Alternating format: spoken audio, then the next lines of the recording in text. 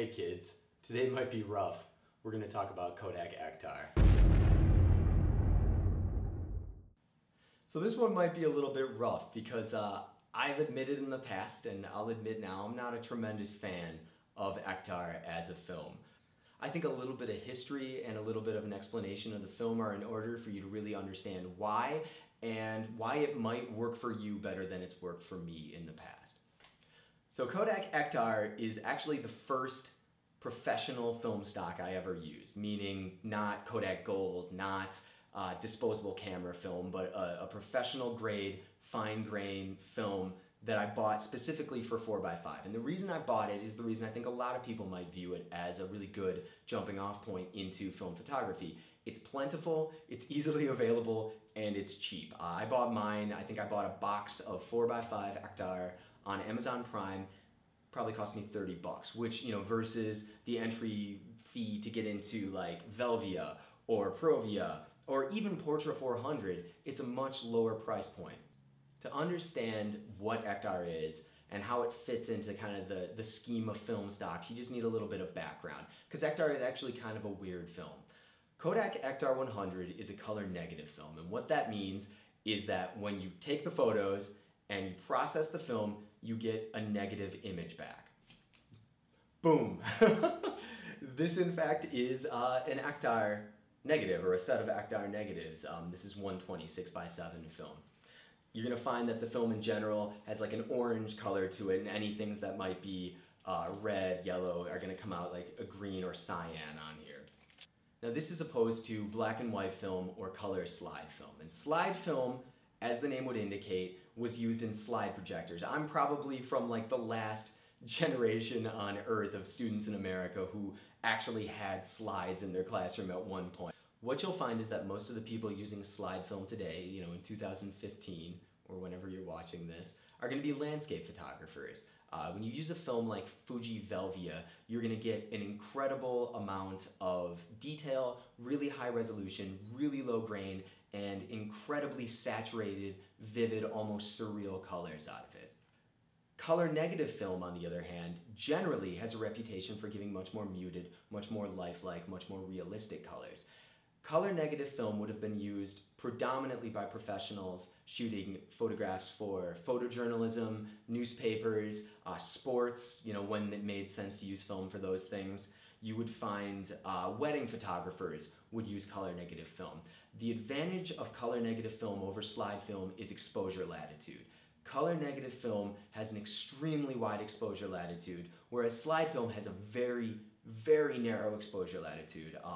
Velvia 50 is somewhere in the 5 stops range. You can go 2 stops over, you can go 2 stops under.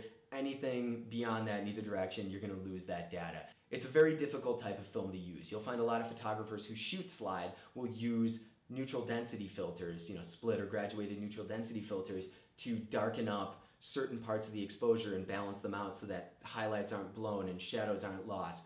It's really tough. Color negative film, on the other hand, is going to give you more grain in general, but it's also going to give you a lot of room with exposure, so you can be off by a couple of stops in one direction or not. I did a video on Portra 400 where I was exposing images, I think 3 stops over, and they come out looking really good. I mean, I think so. It's up to you, but you know, you can also underexpose images by a couple of stops. So you have a lot of room to move one way or another when it comes to color negative film that you don't necessarily have with slide film.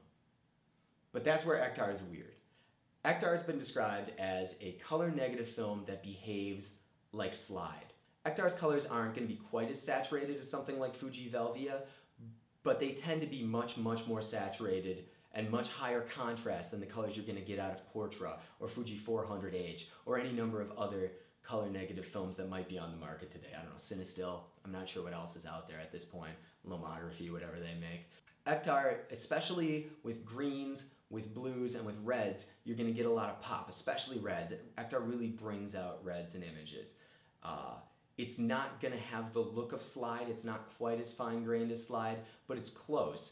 So why would you shoot Ektar over slide film if it's not quite the look? And there's a couple of reasons. One, the exposure latitude's not wide, but it's a little wider than Velvia. It's a little more forgiving, especially towards overexposure. It can forgive that a lot more easily. Second, you can get Ektar developed at your local Walgreens. You can get it developed probably at your local camera store. Slide film is tough. I can think of right off the top of my head in Buffalo, New York, 3 spots where I can take color negative film and get it developed. That's not a lot, but it's a lot better than the 0 where I can take slide film. If I want to get my slide film process, I have to ship it off to Rochester or to Arizona or somewhere like that, have it processed and mailed back. It's more expensive, I pay for shipping, it takes longer, there's a lot of hassle involved. It's a much higher amount of investment than shooting something on color negative film, driving it to the local camera store, getting it developed in an hour and then taking it home. But here's the thing, and this has been my issue with Ektar. I can't get it to look good. I know it can be made to look good. I'm gonna link on the bottom, there's a photographer named Alex Burke who does a lot of 4x5 film photography, and he's used Ektar quite a bit, and he has actually a very specific workflow that he went through in one of his blog entries where he explains how to do it, and it looks good. I mean, his photos look really, really good. But for me, every time I've used Ektar, I've kind of found myself wanting with how it looks. Whether it's lost in translation somewhere in the scan, whether it's post-processing, I'm not entirely sure. If I'm metering it incorrectly, I don't know. But I haven't gotten it to look really the way I would want it to look yet. So when I initially envisioned this video in my mind's eye, I was going to do something similar to what I had done with the Portra 400 and the Brownie videos, where we were going to go out, walk around a park, take some pictures. We went out and we did it, videotaped the whole thing. But when I got the photos back, they were terrible. They're not very good. So I'm not going to use them. I'll put them in this video and kind of give you an idea, but they didn't turn out the way I wanted. And that kind of got me thinking about Ektar in general and about the fact that it never seems to turn out the way I want it to turn out.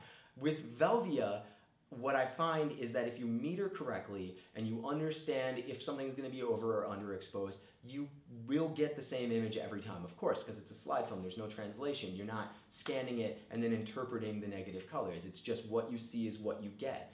Portra, I find, is very, very easy to work with, very easy to scan, very easy to interpret, very easy to photograph with because it's so forgiving. Ektar, on the other hand, just always seems to look terrible, no matter what I do. So I'm gonna go through some photos that I've taken. I'm gonna show you what I consider to be my most successful Ektar photos, my least successful Ektar photos, if that's even worth looking at, give you an idea of where the film excels, where I see fault with it, and kind of explain what I do, though I'm not an expert with this, to try and make it look a little bit better in post-production. So we'll start with a photo that I think is actually pretty good. This is the Buffalo skyline photograph from the Inner Harbor. As you can see, there's a fairly heavy cyan cast to this image, just right out of the scanner. That's something you're going to encounter a lot with Ektar. For whatever reason, the images tend to have that. This is after I went into Photoshop and just went into color balance or into hue and saturation and just reduce the amount of cyan in the image. I feel this is a lot closer to what I actually saw. Whether you find that more or less appealing, I suppose, is a matter of taste.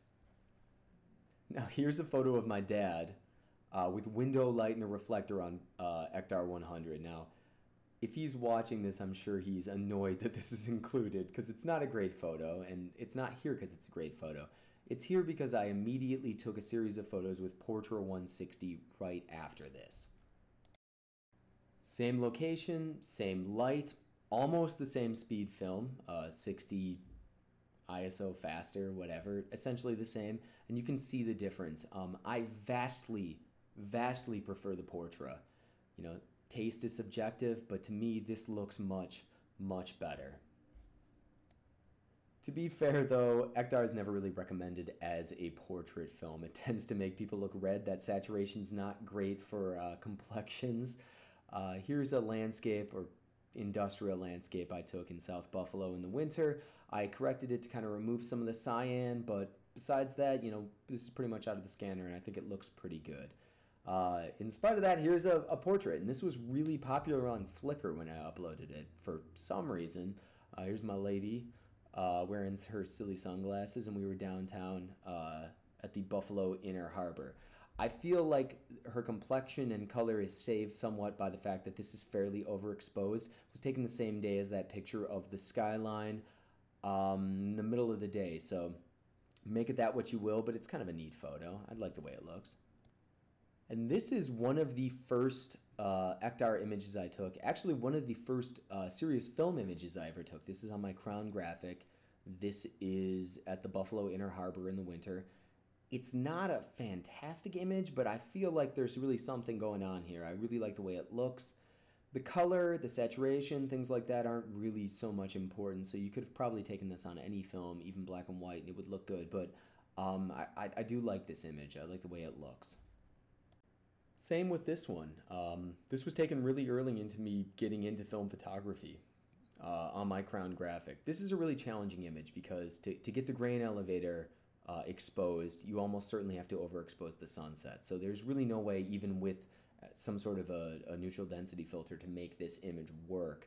But I like it. I'm kind of partial to it. I think it's the best it could be, and I don't mind it. So yeah, whatever. And last, here are some of the photos that were supposed to be included in this video when I initially envisioned it. I'm just including 3. They are what they are.